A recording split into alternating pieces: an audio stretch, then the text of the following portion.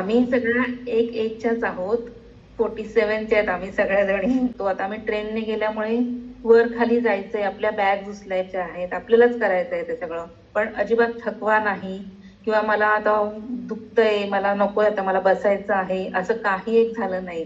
त्यामुळे त्या सगळ्या जणी म्हणायच्या, ही थांबतच नाहीये, ही चालतेच आहे पुढे पुढे बस पकडायला किंवा ट्रेन पकडायला. आणि त्या हळूहळू आपल्या चढतायत किंवा ट्रेनमध्ये पण आमच्या अप्पर सीट तर त्याच्यावर पण चढून जाऊ तो म्हणजे प्रॉब्लेम नव्हता, काही दुखणं नाही, काही नाही. तर हे एक्सरसाइजमुळे शक्य आहे. तुम्ही डाएट करा, डाएट करणंही खूप चांगलं आहे. पण आपल्या बॉडीला पुन्हा तो म्हणजे जो आपण लॉस करतो, डाएट करून आपलं बऱ्यापैकी म्हणजे आपण एक्सरसाइज करून जे करतो त्याच्यात डाएटमध्ये तुम्ही मॅडम सांगतात त्याप्रमाणे प्रोटीन हे घेतलंच पाहिजे.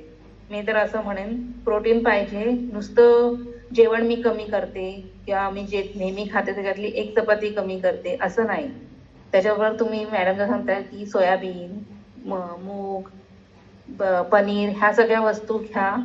खूप फायदा येतो आणि ह्या तुम्हाला आता नाही कळणार. आपण आता समजा आपल्या बॉडी शेपवर जास्त भर देतो. पण जेव्हा एज होतं ना तेव्हा आपला हा स्टॅमिना वाढत जातो. ते आतापासून तुम्ही स्टोअर करा तुमच्या बॉडीमध्ये.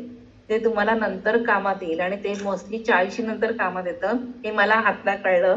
कारण की तेव्हा मोनोपॉज चालू होतं तुमचा, तुमची बॉडी झिजत जाते आणि हे सगळं तुम्हाला नंतर सपोर्ट करतं. ज्याप्रमाणे आपण आपल्या लहान बाळाला 5 वर्षापर्यंत सगळं खाऊ घालतो, जे त्याला त्याच्या आयुष्यभर कामात येतं नंतर. त्याप्रमाणे तुम्ही आता सगळं व्यवस्थित खा आणि एक्सरसाइज पण करा, जी तुम्हाला 40 नंतर कामात येईल.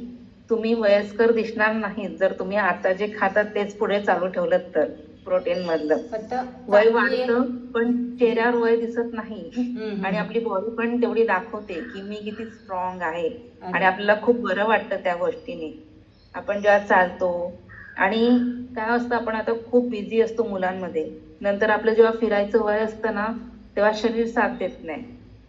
आणि त्याच्यामुळे हे आतापासून तुम्ही तुमच्या शरीराला सवय करा, बिल्ड करा, की जी तुम्ही नंतर फिरणार, हिरणार, निसर्ग सौंदर्य बघणार, देवस्थानाला जाणार.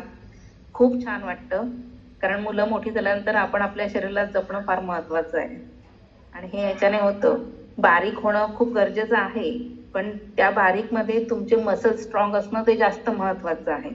तुम्ही मसल स्ट्रॉंग करा आणि एक्सरसाइज आणि डाएट हे दोन्हीही कंपल्सरी आहेत तुमच्यासाठी. फक्त एकच गोष्ट करणार, तुम्ही डाएटच करणार तर एक्सरसाइज करणार असं नाही. दोन्हीही बॅलन्स करा. तरच पुढे उपयोगात आहे. आणि माहित नाही आयुष्य किती आहे, त्याच्यामुळे जोपर्यंत जिवंत राहायचंय तोपर्यंत स्ट्रॉंग राहा. अरे वा, असंच मी खूप म्हणते. छान.